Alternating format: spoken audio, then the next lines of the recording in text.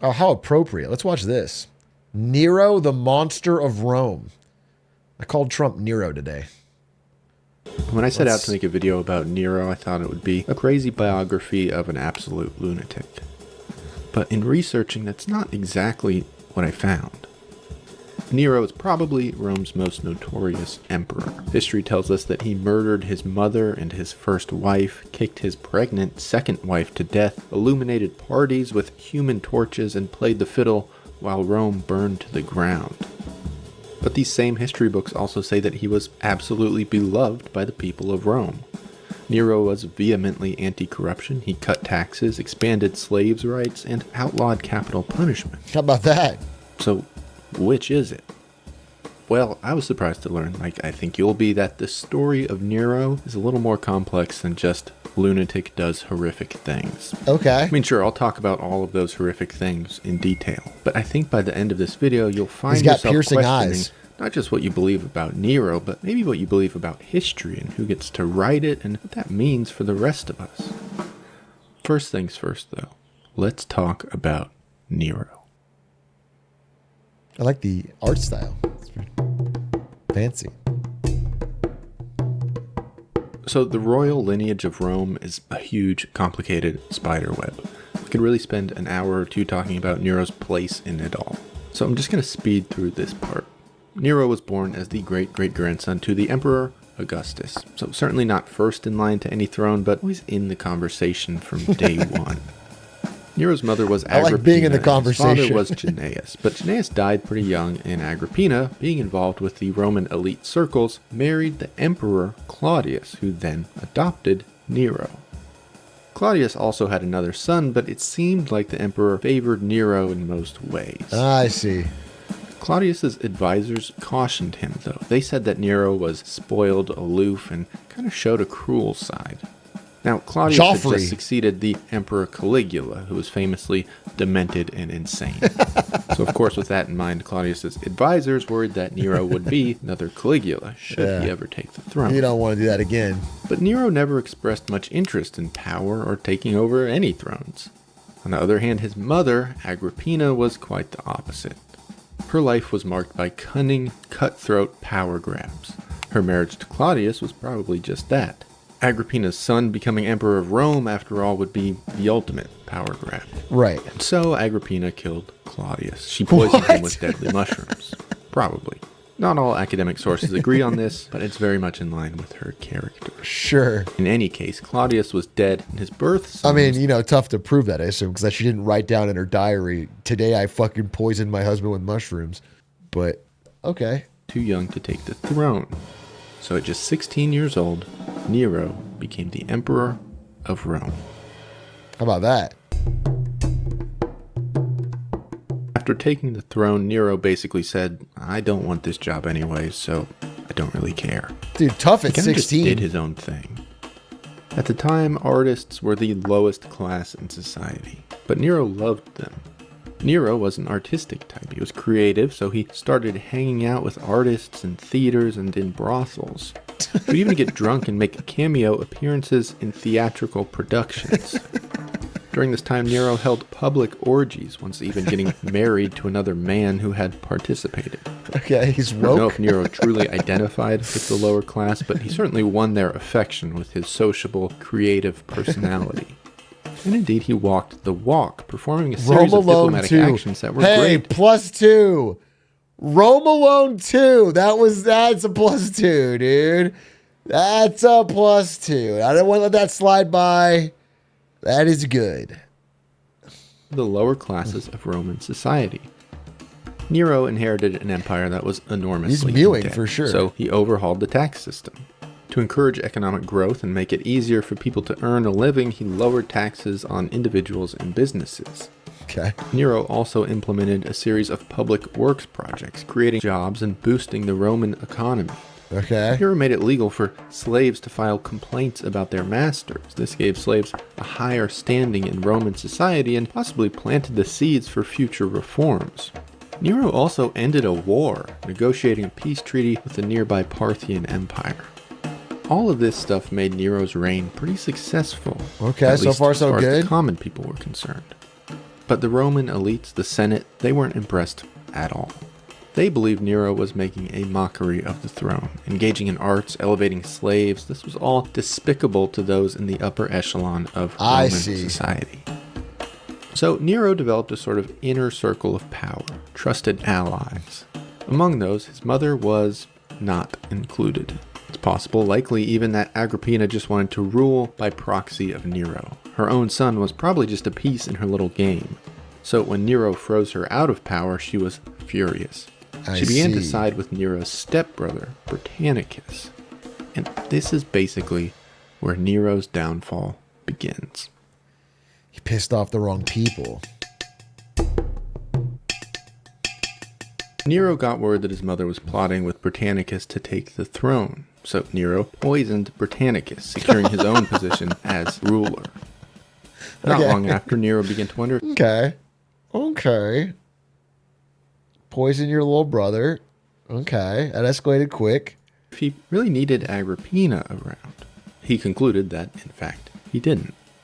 Nero had his mother board a boat that was designed to sink. The boat indeed sank, but Agrippina managed to swim to shore. Holy shit! When she arrived at shore, Nero's men stabbed her to death. Holy shit. She's a tough old broad. Holy shit. Woman too angry to die. Damn, that's crazy. It said that as the soldiers approached, she told them to stab her in the stomach where, quote, she had nurtured the monster. If this sounds too poetic to be true, stay tuned, because it might be. Nero tried to tell the Roman people that Agrippina's death was a suicide, but word quickly spread that he had murdered his mother, and the public began to turn on Nero. Yeah, it'll do it. Now, Nero was married to a woman named Octavia. The Roman people loved Octavia. She was charming, active in public life, and just all around adored by the Romans.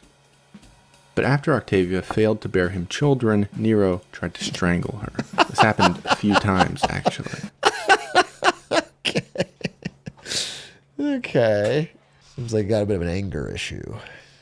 Eventually, seeing that she was entirely unable to bear children, Nero divorced Octavia. This infuriated the Roman people, and they even protested the separation. The whole city was really up in arms over it.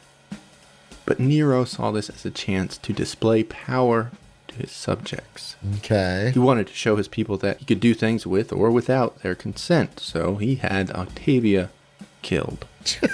Around this time, the walls began closing in on Nero. The people of Rome had turned on him, and his advisors, well, they had hated him for a long time. Yeah, so a group of Roman politicians made a plot to assassinate Nero. There's no central idea as to what to do after Nero was dead, but the Roman elite knew Nero was just not good for the empire and had to be eliminated. Before they were able to kill Nero, though, the emperor found out about the conspiracy. Nero immediately executed 20 people for involvement in the plan and exiled another dozen. Up to this point, Nero had been a pretty bad guy, but in the years that followed this conspiracy, the emperor truly went off the rails. Now, this is where the Nero you've heard about becomes real. I gotta say, if I knew a guy who was an emperor who at the slightest provocation killed his brother, his mother, and his wife, strangled her, and then had her publicly executed, and then I was doing a plot with some friends to kill him, I would keep a secret. I don't know how many fucking loose lips they have in that fucking team, but I would have kept that shit locked down. Who the fuck is talking about that over drinks? Juicy drama flows through Rome. They accidentally added him to the Signal group chat. Shortly after the executions, Rome experienced the Great Fire. It burned for a total of 6 days, destroying 2/3 of the city. The fable goes that Nero was playing a fiddle while the fire burned. But this is entirely untrue. For one, fiddles hadn't even been invented yet. Secondly, Nero wasn't in the city when the fire was burning. Instead, he was at a countryside estate. When he got word of the fire, Nero returned home immediately. There, he opened his doors to those affected. Anyone who was made homeless by the fire was allowed to stay in the royal palace. The myth of Nero playing music while Rome burned is probably just a metaphor that got taken too literally. See, on one he hand, was Nero loved in the arts luxury. and joyfully engaged in theater and music, but he was not above causing massive death and destruction. After Rome burned, Nero began the control Bro, he sounds pretty fucking bad to me. and playing the role of Poppeo.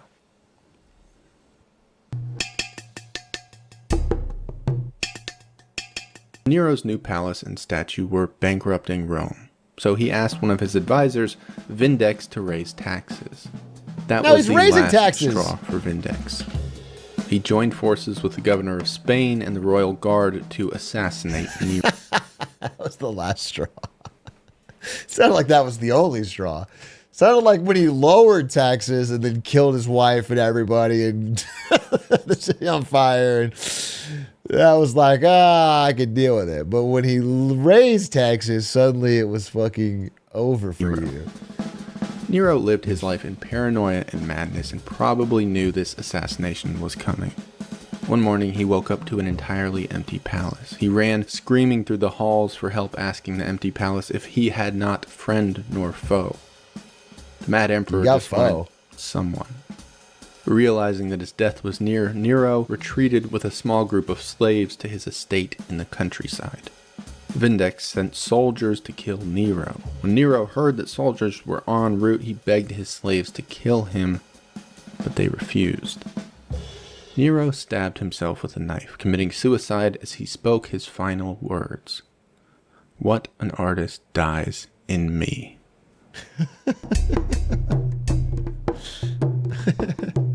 Nero was adored by the common people of Rome for a long time.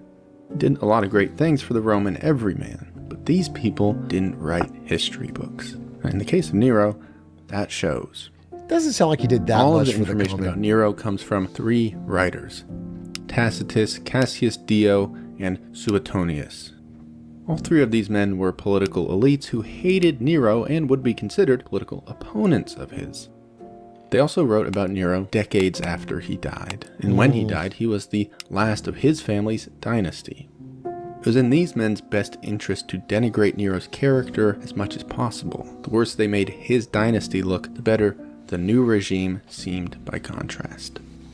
Their depictions of Nero fall right in line with a Roman political strategy called vituperatio.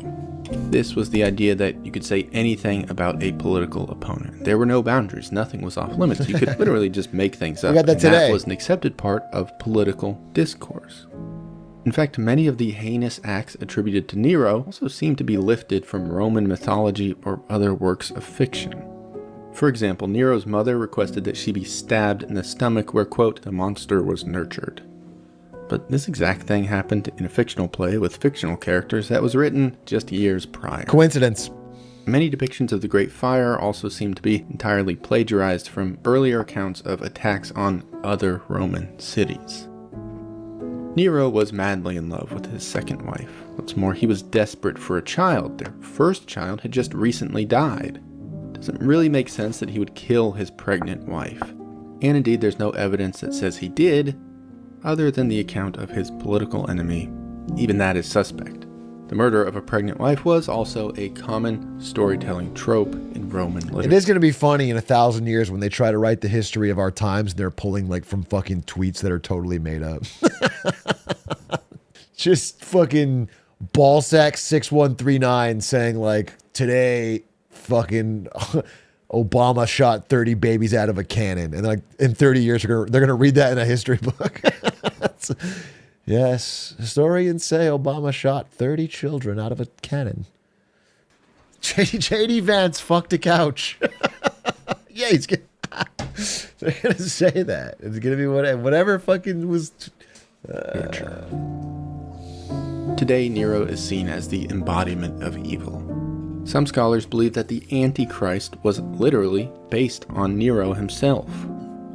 But more and more evidence... JD Vance did not fuck a couch. That's not real. No, it's not. It's not in his book either. They made it up. It's a made up... No, he did not fuck a couch.